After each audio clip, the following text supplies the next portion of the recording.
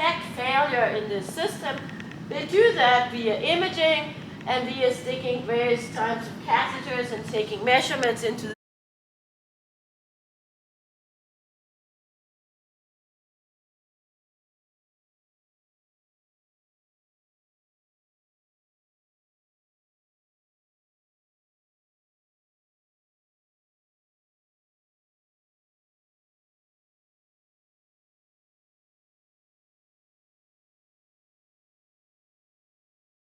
what we did, if you're looking at this right graph, these dots here is what our software tells us that the radius should be.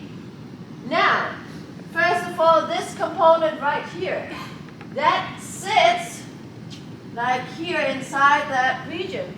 The concept of radius does not make any sense when you are in what we call a junction or ostium region. That's a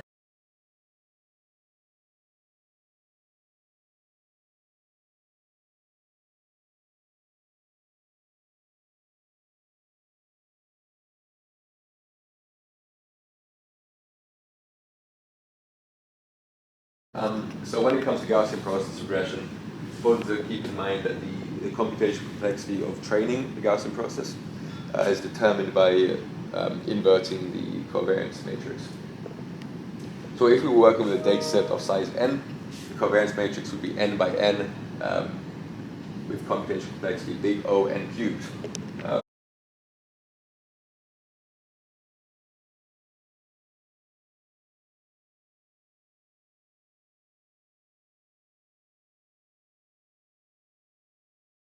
In other methods.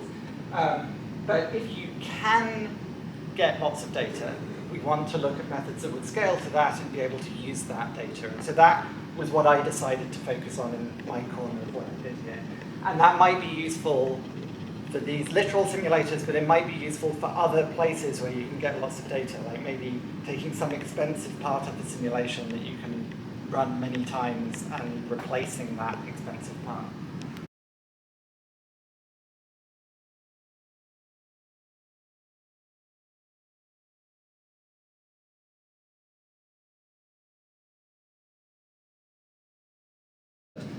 It's much easier for the fitting procedure to see what will happen as it recalls all of these free parameters which we set to that. So that's the code. Here's the sort of the picture. I've got a 40 input. The first line of code expands it into a re-representation of the parameters as 100 dimensions. There are then 15 layers in neural net that re-represent those 100 numbers successfully. And then right at the end, there's a big matrix multiply that expands those 100 numbers into 1,500 numbers for the Paun.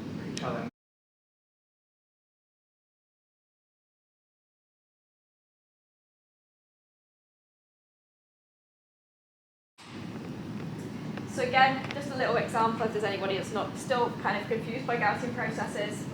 We have our true function, which is in green.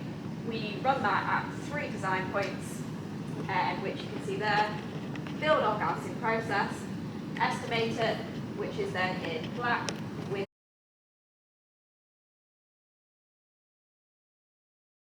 Statistical model that links this observation that with a computer model f of x. To do that, we notice that the physical process of interest that we want to learn y together with observation error e gives rise to observation z. Do that. And then we notice that we can replace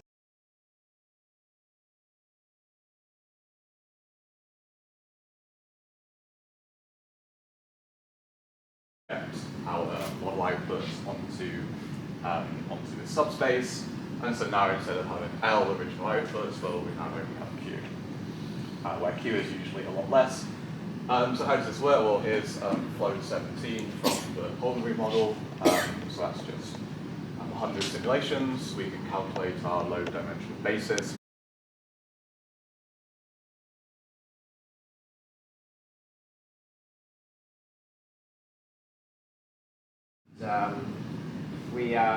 We used 1,000 training points, 200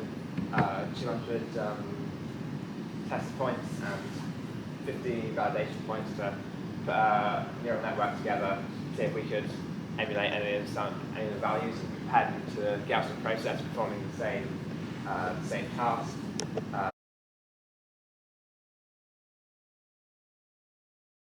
Signal through time.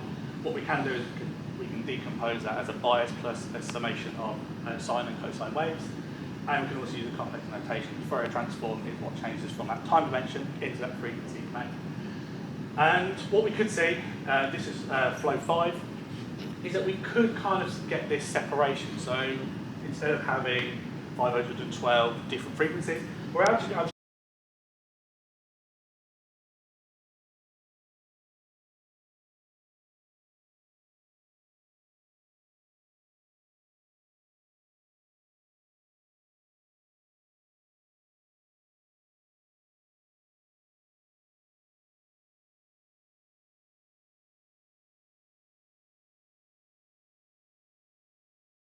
And on the left, on the left you see the total number of design points that we had to work with. So we only really worked with, I think, 1,250, and we just sampled 100 of those. So that's the distribution of those.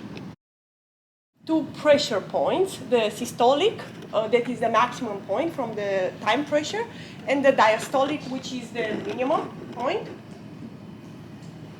And this data was noise-free, as mentioned.